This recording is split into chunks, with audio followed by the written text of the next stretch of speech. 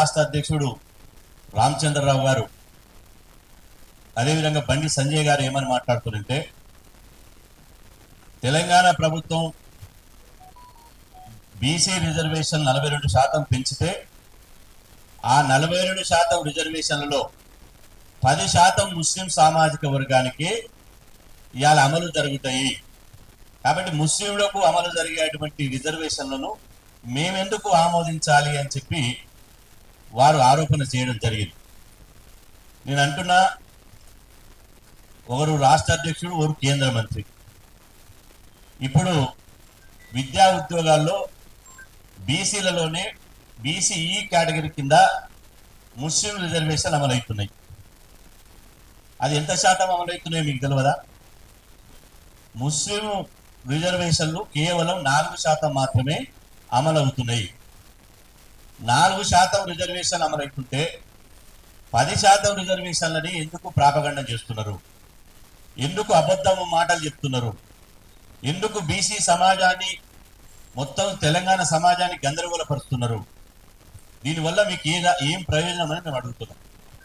అంటే ఆడలేక మధ్యలో ఓడినట్టు ఇవాళ మీరు ఈ 42% రిజర్వేషన్లు 9th షెడ్యూల్లో పెట్టి తెలంగాణ ప్రభుత్వం పంపించినటువంటి బిల్లును ఆమోదించి బీసీలకు 42% రిజర్వేషన్లు కల్పించాల్సిన బాధ్యత కేంద్ర ప్రభుత్వం మీద, ముఖ్యంగా ఇక్కడి రాష్ట్రం నుంచి ప్రాతినిధ్యం వహిస్తున్నటువంటి ఇవాళ కిషన్ రెడ్డి గారికి, అదేవిధంగా బండి సంజయ్ గారికి, రాష్ట్ర అధ్యక్షుడు రామచంద్రరావు గారి మీద బాధ్యత ఉన్నది.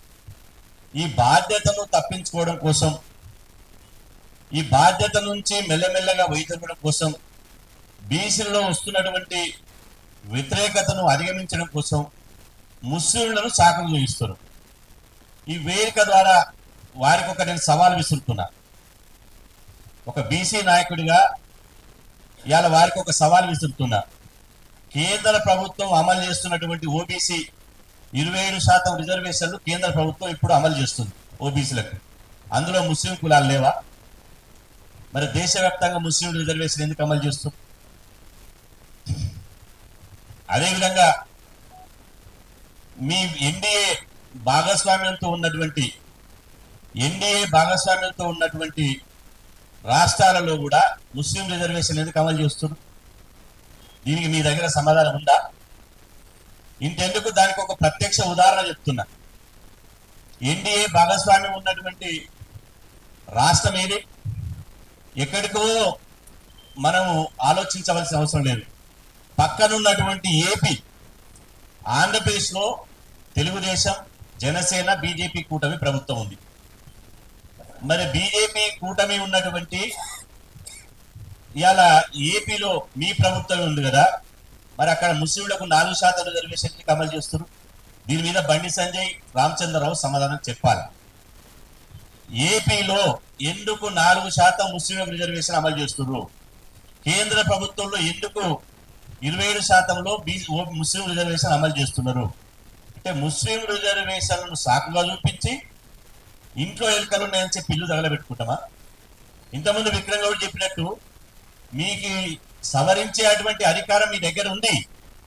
రాష్ట్ర ప్రభుత్వం బిల్లు పంపితే ఆ బిల్లును సవరించి కానీ, మార్పులు కానీ, చేర్పులు కానీ చేసి ఇలా చేసేటువంటి అధికారం మీ చేతులు ఉంది. అది చెయ్యకుండా ఈరోజు దొంగ మాటలు ఎన్ని రోజులు చెప్తారు?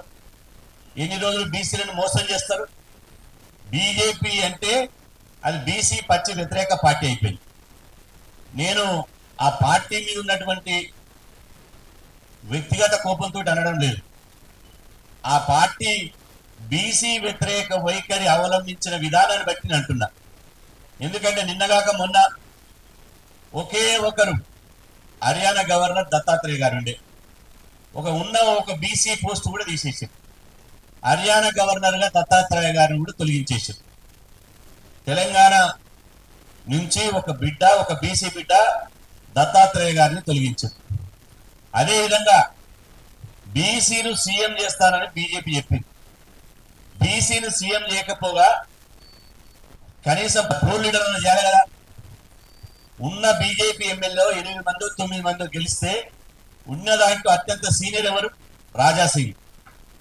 రాజాసింగ్ 4 సార్లు ఎమ్మెల్యే గెలిచాడు. బీసీలలో అత్యంత వెనుకబడిన కులానికి సంబంధించినటువంటి లోధి సామాజిక వర్గానికి సంబంధించిన రాజాసింగ్ ఒక బీసీ బిడ్డ. ఆ రాజాసింగ్ ని ఇవాళ మీరు ఎందుకు సస్పెండ్ చేశారు? బండారు దత్తాత్రేయని గవర్నర్ పదవి నుంచి తొలగిస్తారు. ఇవాళ ప్రో లీడర్ గా రాజాసింగ్ కి ఇవ్వాల్సినటువంటి అర్హత ఉండి ఇవ్వకపోగా అగ్రకులానికి సంబంధించిన మహేశ్వర్ రెడ్డికి ఇస్తారు. ఆ తర్వాత ఇవాళ మళ్ళీ రాజాసింగ్ గారిని బీజేపీ పార్టీ నుంచి పొమ్మనలేక పొగబెట్టి మెడలు బట్టి బయటికి గింటేశారు. అంటే అదే కాదు, బీజేపీ పార్టీ అధ్యక్షునిగా బీసీలకు ఊరడించి అదిగో ఇదిగో అదిగో అని చెప్పి బీజేపీ పార్టీ ఒక బీసీకి అధ్యక్ష పదవి ఇస్తా అని చెప్పి ఎందుకు బీసీకి అధ్యక్ష పదవి ఇవ్వలే? ఒక ఈటల రాజేందర్ గారికో, ఓ బండి సంజయ్ గారికో, అరవింద్ గారికో, లేకపోతే మా పల్లోజు ఆచార్య గారికో, అదేవిధంగా ఎవరన్నా కానీ ఒక బీసీ బిడ్డకి ఎందుకు అవకాశం ఇవ్వలే? బీజేపీ రాష్ట్ర అధ్యక్షుడు కూడా అగ్రకులాలకి అవకాశం ఇచ్చింది. అంటే అగ్రకులాలకు అవకాశం ఇస్తుంది, బీసీలను పొమ్మనకుండా పొగబెడుతుంది. ఇది కాదా మీ బీసీ వ్యతిరేక చర్య? ఈ అన్నిటికి తోడు ఇన్ని బీసీ వ్యతిరేక చర్యలు చేసి అన్నిటికి తోడు 42% రిజర్వేషన్లు పెంచుతామన్నటువంటి మీరు, 42% రిజర్వేషన్లకు ఆమోద ముద్ర వేయాల్సిన మీరు ఢిల్లీలో 3 నెలలుగా మీ దగ్గర మూగుతుంది ఫైల్. ఆంధ్రప్రదేశ్ తెలంగాణ నుంచి పోయినటువంటి బీసీ బిల్లు 3 నెలలుగా కేంద్ర ప్రభుత్వం వద్ద ఢిల్లీలో పెట్టుకున్నారు. మరి దాన్ని ఎందుకు ఆమోదించడం లేదు? అంటే మీ డిఎన్ఏలోనే బీసీ వ్యతిరేకత ఉందా లేదా?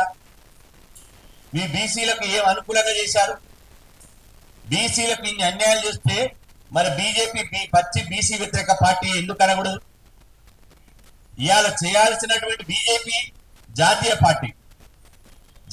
పార్టీకి 2 విధానాలు ఉంటాయా? తెలంగాణ గల్లీలోనూ బీసీ బిల్లుకు మద్దతు ఇస్తారు, ఢిల్లీ వాగానే దాన్ని వ్యతిరేకిస్తారు. అంటే ఇది ఎక్కడి వైఖరి? అంటే మీకు బీసీల పట్ల ఇవాళ వ్యతిరేక వైఖరి ఉందనడానికి ఎన్ని సాక్ష్యాలు? మిమ్మల్ని బీజేపీ పార్టీని బీసీలు వదిలే ప్రసక్తే లేదు. రేపు బీసీలకు టికెట్లు ఇవ్వరు, బీసీలకు న్యాయం జరగదు, ఆ ప్రభుత్వం ఆ పార్టీ అధికారంలో రాదు. కాబట్టి ఇప్పటికైనా బీజేపీ బీసీ వ్యతిరేక వైఖరి మార్చుకోవాలి, లేకపోతే బీసీలే మిమ్మల్ని రాజకీయంగా పొందబెట్టడానికి సిద్ధమవుతారని చెప్పి సందర్భంగా హెచ్చరిస్తున్నా.